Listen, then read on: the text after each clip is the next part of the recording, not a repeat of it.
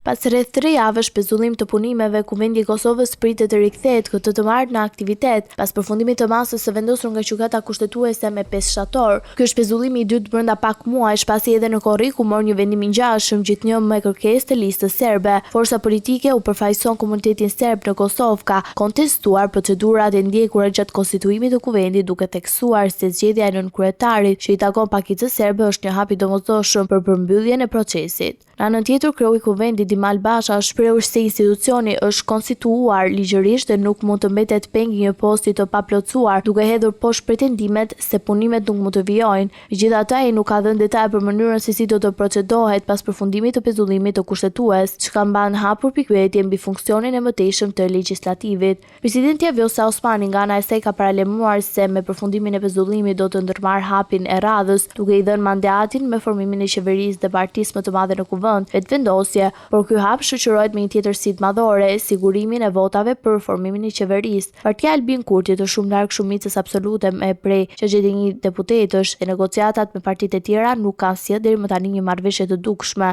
Kjo e bën procesin e krijimit të ekzekutivit dhe më të vështirë se sa zgjedhja e kryetarit të kuvendit, duke e lënë vendin në pasiguri të thellë politike. Nëse nuk arrihet një kompromis, krisa institucionale në Kosovë rrezikon të zgjatet, duke vonuar jo vetëm funksionimin normal të kuvendit, por edhe nisjen e punës së qeverisë së re.